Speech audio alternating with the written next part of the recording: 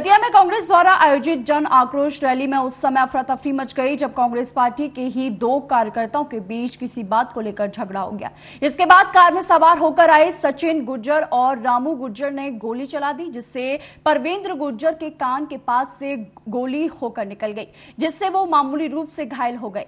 हैरानी की बात यह है कि ये गोलीकांड एसपी कार्यालय के सामने घटित हुआ। इस दौरान वहां कलेक्टर, एसपी सहित अन्य वरिष्ठ अधिकारी मौजूद थे। चर्चा की बात यह भी है कि इस मामले को कोई भी पक्ष रिपोर्ट दर्ज कराना नहीं चाह रहा था। चूंकि घटनास्थल के आसपास बड़ी संख्या में पुलिसकर्मी मौजूद थे, उनके सामने गोली चली थी, इसलिए पुलिस ने इस मामले में कायमी की है। इस गोलीकांड को लेकर कांग्रेस ने पुलिस बल पर भी सवाल उठा दिए हैं। उनका कहना है कि पुलिस प्रशासन भाजपा नेताओं के दबाव में काम कर रहा है। मामूली सी बात को बढ़ा चढ़ाकर दिखाया जा रहा है, जबकि रैली के दौरान गोली चलने जैसी कोई भी बात नहीं हुई है। रैली की सफलता भारतीय जनता पार्टी के नेताओं को पच नहीं रही, इसलिए ये सब जानबूझकर उनके द्वारा प्रोपेगेंडा कराया गया।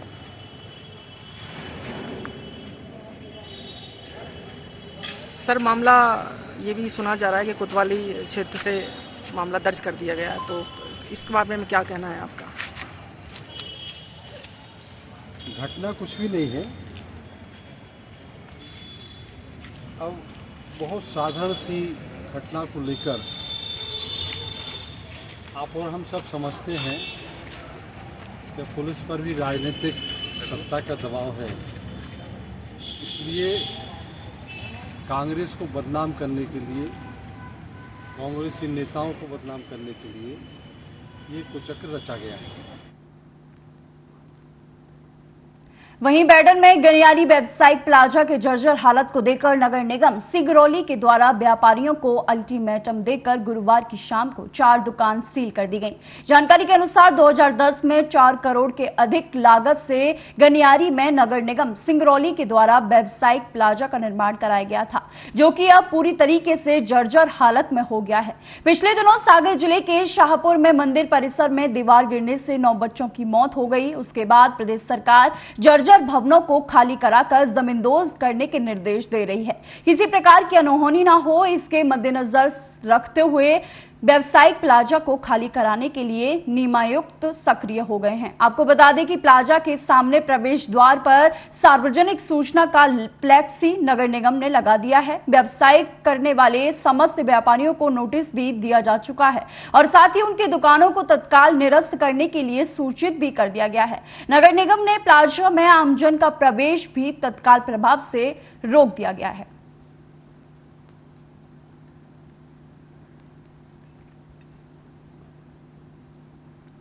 सागर जिले के राहतगढ़ ब्लॉक अंतर्गत प्राथमिक स्वास्थ्य जरूबा खेड़ा में 33 लाख की राशि को कैसे ठेकेदारों व संबंधित अधिकारियों को की मिलीभगत से बर्बाद की गई है, ये हम आपको आगे बताने वाले हैं। आपको बताते हैं कि इस बिल्डिंग का निर्माण 2016 में हुआ। लाखों की शिकायतों के बाद भी जिम्मेदार अधिकारी जर्जर बिल्डिंग को देखने तक नहीं आए। ये हैंड ओवर कर इसका सौदा कर लिया गया, लेकिन ठेकेदारों ने भ्रष्टाचार की जर्जर बिल्डिंग नाले में बनाकर पूरी राशि नाले में बहा दी गई, जिसमें कर्मचारी भी जाने से डरते थे, जिसकी जानकारी आज तक अधिकारी नहीं बता पाते। ये हम नहीं कह रहे, ये जनता कह रही है। जहां कई शिकायतें करने के बाद जिम्मेदारों प्रतिनिधियों ने बिल्डिंग निर्माण कार्य पर शुरू से ही अंकुश नहीं लगाया। इस बात से लोगों में भारी नाराजगी जताई है और लोग ठेकेदार सहित जिम्मेदारों पर कार्रवाई की मांग कर रहे हैं, जिसकी खबर प्रमुखता से दिखाने के बाद 3 टीमें जांच करने पहुंची और देखते ही अधिकारियों ने बोला कि नाले में किसने निर्माण कराया। अधिकारियों ने आगे कहा कि इस जगह तो निर्माण पहले से ही नहीं होना था। सागर समांग लोक चिकित्सा गैर साहब से मिली जानकारी के अनुसार भोपाल सचिवालय स्वास्थ्य सेवाएं मुख्य अभियंता की टीम ने बिल्डिंग का सर्वे किया और जर्जर बिल्डिंग डिसमेंटल के साथ जिम्मेदारों पर भी कार्रवाई की जाना सुनिश्चित किया। फिलहाल राहतगढ़ सीबीएमओ में जर्जर बिल्डिंग पास वाले पीएनसी वार्ड दवाई स्टोर को दूसरी जगह शिफ्ट कर दिया है और बिल्डिंग के मुख्य गेट पर ताला लगा दिया गया है।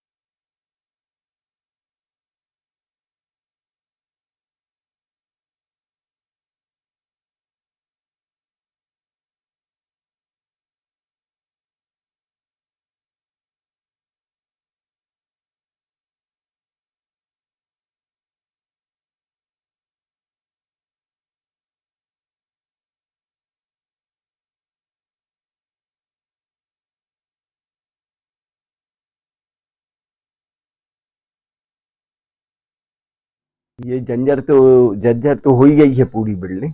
नीचे से फाउंडेशन वगैरह सब ये खराब हो गया है।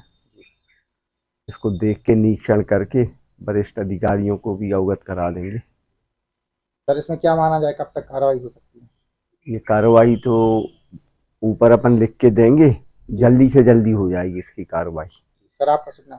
देवीदास वैष्णव। निरीक्षण में ये पाया गया है जो 16-17 में जो उन्नयन का कार्य हुआ था वो नाले के ऊपर करने के कारण, भवन सेटल होने के कारण वो क्षतिग्रस्त हो गया है और वो उपयोग ना किया जाए। मैंने इससे बीएमओ साहब को निर्देश दिए हैं पूरी तरह उसमें बैरिकेड लगा दें, क्योंकि उसको डिसमेंटलिंग करना बहुत जरूरी है। सर 33 लाख की लागत से भवन बनाया गया था, या तो यूं कहा जाए कि नाले में बनाया गया था, तो वो 33 लाख नाले में बह गए। इसकी आपकी क्या टिप्पणी रहेगी? इस संबंध में मुझे ज्ञात हुआ है कि संचालनालय स्वास्थ्य सेवाओं से मुख्य अभियंता द्वारा इसकी जांच की गई है और मैं अभी जाके जांच रिपोर्ट में देखूंगा क्या है, तब मैं आपको बता पाऊंगा। दिल्ली में हुए बेसमेंट हादसे को लेकर प्रशासन काफी सख्ती में है। देश में बड़े बड़े कोचिंग सेंटर जो बेसमेंट में संचालित हो रहे थे, सरकार के आदेश से उनको तत्काल सील कर दिया गया। वहीं एक ऐसा ही मामला सौसर से सामने आया है, जहां सुभाष किड्स जोन नामक प्ले स्कूल बेसमेंट में संचालित किया जा रहा है। सवाल यह है कि किस अधिकारी के द्वारा बेसमेंट में प्ले स्कूल संचालित करने की परमिशन दी गई। स्कूल के अंदर नियमानुसार कोई व्यवस्था नहीं है। यहाँ साफ साफ दिखाई दे रहा है कि छोटे छोटे मासूम बच्चों की जान से खिलवाड़ किया जा रहा है। यह स्कूल हाईवे पर स्थापित है, जो नियम अनुसार बिल्कुल गलत है। इस स्कूल के खिलाफ सख्त कार्रवाई के लिए समाज सेवियों द्वारा ज्ञापन भी दिया गया है। अब देखना है कि इस प्ले स्कूल पर कार्रवाई कब तक होती है। ऐसे जो भी प्ले स्कूल या अन्य विद्यालयों का संचालन किया जा रहा है कोचिंग सेंटर में, उसके लिए संबंधित क्षेत्र के शिक्षा अधिकारी को और सीएमओ को हमारे कार्यालय से पूर्व में ही निर्देशित किया जा चुका है और इसमें जो भी यदि नियम विरुद्ध तरीके से संचालन किया जा रहा है तो उनके विरुद्ध कार्रवाई। गनियारी प्लाजा जो मार्केट में संचालित है, उस गनियारी प्लाजा में 166 कुल दुकानें हैं, जिनमें से 39 दुकानें लीज पर दी गई हैं तथा कुछ दुकानों को किराए पर दिया गया था, जिनकी किराए की अवधि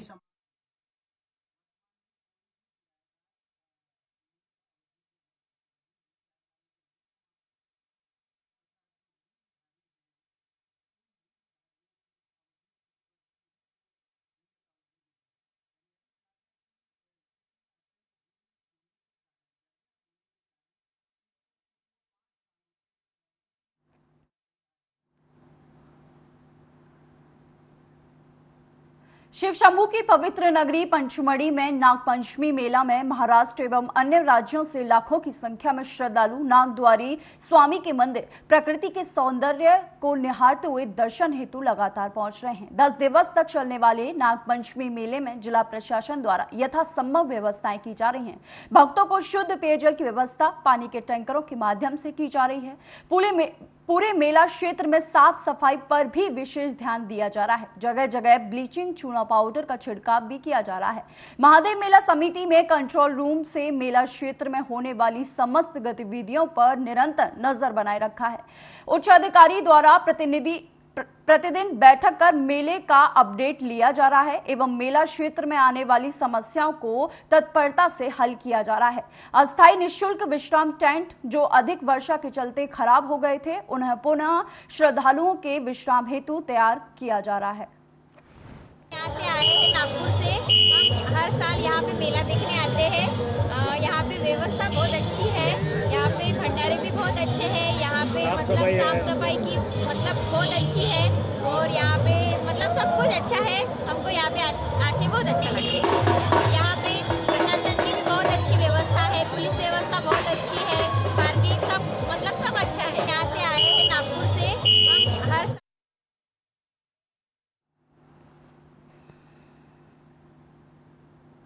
खबर मध्य प्रदेश के रायबरेली से है, जहां पर करंट की चपेट में आने से वृद्ध दंपति बुरी तरीके से झुलस गया, जिसके बाद वृद्ध दंपति की हालत नाजुक बनी हुई है।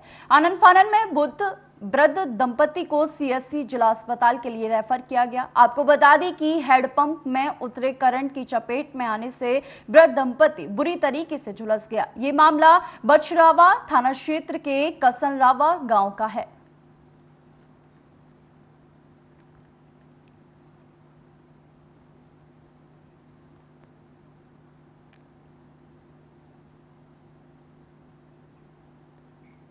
शाजापुर जिले के सुजालपुर से कावड़ यात्रियों का एक जत्था उज्जैन बाबा महाकाल को जल अर्पित करने के लिए महाकाल की नगरी उज्जैन के लिए रवाना हो गया है। इस कावड़ यात्रा की खासियत ये रही कि कावड़ यात्रियों के साथ लगातार उनके गांव का एक कुत्ता भी रवाना हुआ है, जो सुजालपुर से चलकर शाजापुर तक साथ रहा।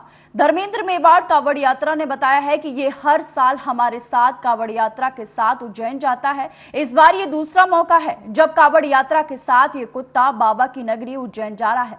कावड़ यात्रा एक पवित्र और पारंपरिक हिंदू तीर्थ यात्रा है, जिसमें श्रद्धालु पैदल यात्रा करते हुए किसी पवित्र नदी या जल स्रोत से जल भरकर कावड़ में ले जाते हैं और फिर उसे किसी भगवान के मंदिर में चढ़ाते हैं। कावड़ यात्रा के दौरान श्रद्धालु पवित्र जल को कावड़ में भरकर अपने कंधों पर ले जाते हैं और पैदल यात्रा करते हुए मंदिर तक पहुंचते हैं। इस यात्रा के दौरान वे भगवान के भजन और गीत गाते और नृत्य करते हुए जाते हैं।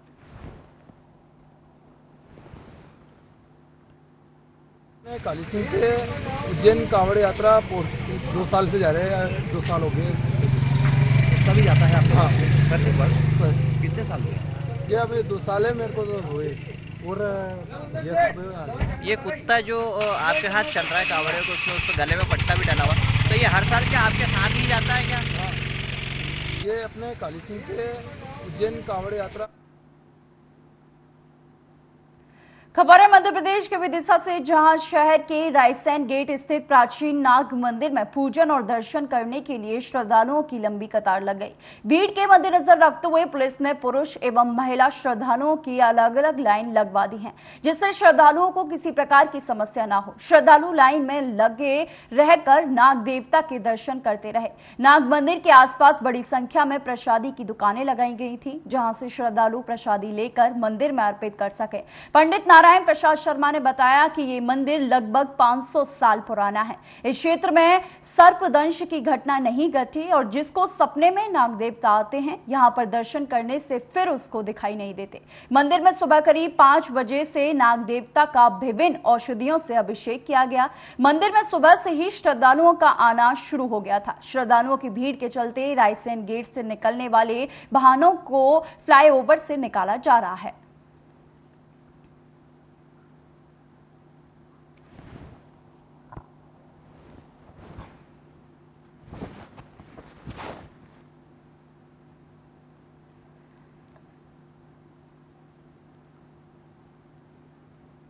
इसकी वाइट है।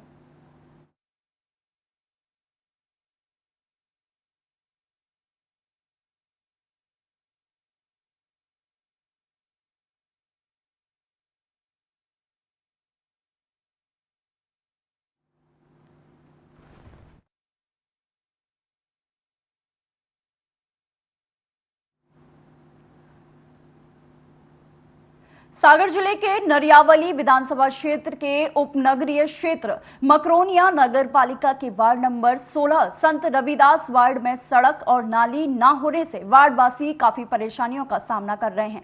उन्होंने बताया है कि बारिश के मौसम में यहां पर निकलने में बहुत परेशानी होती है और करीब यहां पर 50 से 60 परिवार के वार्ड वासी निवास करते हैं, जबकि इस संबंध में वार्ड के पार्षद और नगर पालिका अध्यक्ष से लेकर स्थानीय विधायक प्रदीप लारिया से भी मांग की गई है, लेकिन आज तक कोई भी सड़क तो क्या नाली तक का निर्माण नहीं करा पाया।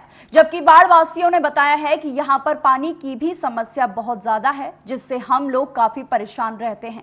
खास बात यह है कि केंद्र सरकार हो या फिर मध्य प्रदेश सरकार, दोनों ही तरफ से ये क्षेत्र भारतीय जनता पार्टी का गढ़ बना हुआ है और सागर जिले की नरियावली विधानसभा से भी भारतीय जनता पार्टी के विधायक प्रदीप लारिया और मकरोनिया नगर पालिका अध्यक्ष मिहीलाल अहिरवार भी भाजपा के करीबी माने जाते हैं, जबकि बाढ़ का पार्षद कांग्रेस का है, जिसका विकास कोसों दूर तक दिखाई देता है। बड़ा सवाल उठता है कि केंद्र सरकार हो या फिर मध्य प्रदेश सरकार या फिर स्थानीय विधायक, आखिर इस तरह का सौतेला व्यवहार हमारे साथ आखिर क्यों किया जा रहा है इन बाढ़ वासियों से, जबकि सड़क एवं पानी की समस्या को लेकर सरकार एवं प्रशासनिक अधिकारियों पर बाढ़ वासियों ने गंभीर आरोप लगाए हैं।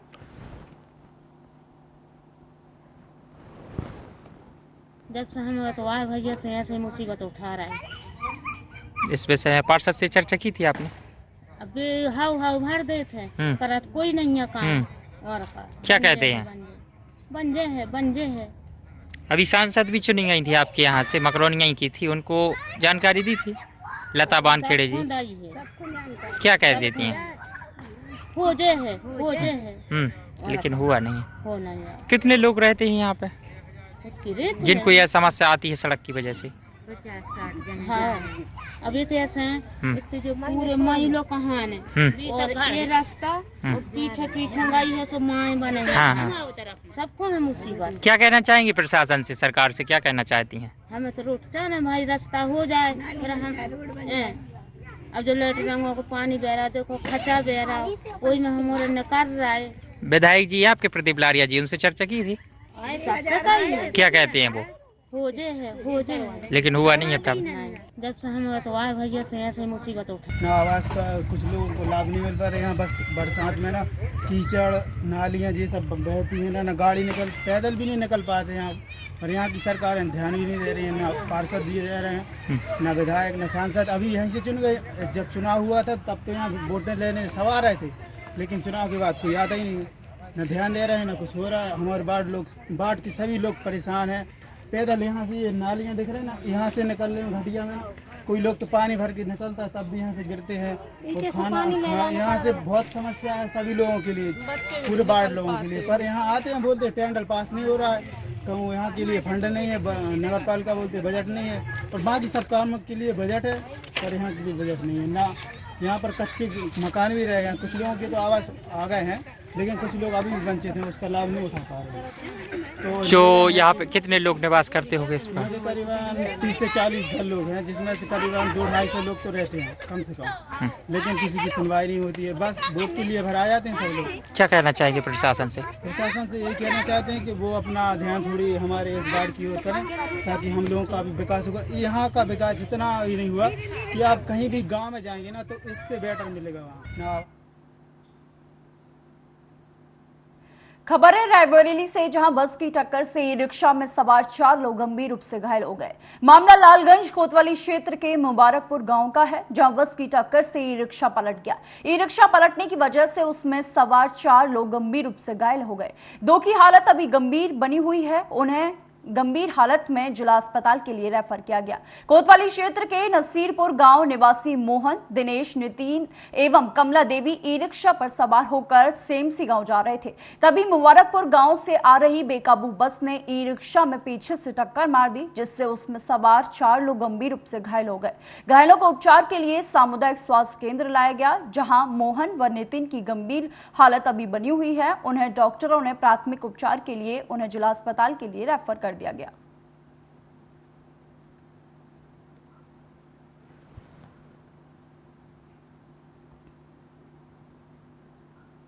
स्थायीकरण की मांग को लेकर आज सैकड़ों की संख्या में चतुर्थ वर्गीय कर्मचारी गर्दनी बाग पहुंचे और सरकार के खिलाफ जमकर प्रदर्शन किया। चतुर्थ वर्गीय कर्मचारी Bihar local body employees association के बैनर तले जहां प्रदर्शन किया, वहीं आज 1 दिवसीय धरना भी दिया गया। एसोसिएशन की मांग थी कि इन कर्मचारियों को अस्थायी किया जाए, क्योंकि सरकार के द्वारा सिर्फ उनका शोषण किया जा रहा है। यही नहीं, 7वें वेतन का लाभ भी देने की मांग उन्होंने की। राज्य में 19 नगर निगम है, 65 नगर परिषद है, 212 नगर पंचायत है, जिसमें 30 से 35 हजार तो दैनिक वेतन कर्मी हैं, 50 से 60 हजार आउटसोर्सिंग कर्मी हैं जो काम करे। वह सफेद दलित, धूम, मिस्टर भंगी हैं, जिसका कोई नहीं आवास है। तो उसका रहने का कोई गुजारा है, उसको सरकार ने पद समाप्त कर दिया अपने सरकार ने। अब बिहार राज्य में सभी विभाग में वैकेंसी निकल रहा है। नगर निगम 30 साल 35 साल से काम किसी का परमानेंट नहीं हुआ। यह उसकी मांग है, जो दुनिया के सबसे निचले तबके के लोग हैं उनकी सेवा को स्थायी करो। दूसरा कोई मांग नहीं है। 7वां वेतन से कोई ताल्लुक आता जाता है, वो करता रहेगा, वो तो लोभी की सरकार है। इन मजदूरों को जो 1 लाख मजदूरों का जो जीवन मान का सवाल है, उसके लिए यह रहा है। अगर यह नहीं करेंगे तो हड़ताल का तो हम सूचना उनको दे ही रहे हैं। अगर नहीं करेंगे 2025 में घूम घूम के संपूर्ण राज्य में उनके खिलाफ हम सरकार को बताएंगे, जनता को, कि देखो यह मजदूर जो ढोंगी है, यह दलितों का विरोधी है, यह हमारा रोजी रोटी पेट मारता है। इसलिए करेंगे, यह हड़ताल आंदोलन मेरा जारी रहेगा। बिहार राज्य में खबर बिहार के आरा से है, जहां गंगा का जलस्तर लगातार बढ़ता जा रहा है। जलस्तर के बढ़ने से पूरा गांव दहशत में है। न जाने कब ये नदी किसे अपने अंदर संभाले। पहले भी कितनों के घर इस नदी में समा चुके हैं। रात में ठीक तरीके से सो भी नहीं पाते हैं। न जाने कब गंगा हमारे घर तक आ पहुंचे और डुबा ले जाए। यही चिंता भोजपुर जिले के बलुआ पंचायत के लोगों को सता रही है। दरअसल बलुआ पंचायत के अर्चज लाल के टोला के रहने वाले लोगों को बाढ़ के साथ साथ कटाव का भी डर दिन प्रतिदिन सता रहा है। गंगा का जलस्तर दिन रात बढ़ रहा है। गंगा का तेजी से जलस्तर बढ़ने से ग्रामीणों में दहशत का माहौल व्याप्त है। अभी शुरुआती दिनों में गंगा के बढ़ते जलस्तर को देखकर ग्रामीण काफी चिंतित हैं। कटाव से परेशान लोग अभी भी इस डर के साथ जीने के लिए मजबूर हैं, जिस डर के साथ उनकी 2 पीढ़ी चली गई हैं। वहीं सोन नदी के जलस्तर में वृद्धि नहीं होने के कारण कुछ पानी घटा भी है। पर नहीं आया अभी तक, अभी कोई नहीं आया है। क्या कितने यहाँ पर पहले के बाढ़ जब आया था, हाँ, उसमें कितना जमीन चला गया? वो पूरा जमीन गया। उधर तक रोड था, उधर आगे तक सब रोड था। हाँ, सब भस गया। अभी है आसार की बाढ़ आएगा खास की 4 साल रुक गया, अब की बार तैबे करेगा, रुकेगा। कोई सहयोग नहीं मिल रहा है, कोई नहीं मिल रहा है। खाली बोल रहा है कि यहाँ से आकर के हट जाओ। कोई व्यवस्था देगा तब न कोई हटेगा। आदमी आ रहा है, कोई तो सरकारी आदमी आ रहा है, तो कोई यहाँ पर नहीं आया अभी तक। फिलहाल के इस बुलेटिन में सिर्फ इतना ही। देश और दुनिया की खबरों के लिए देखते रहिए आर्या न्यूज।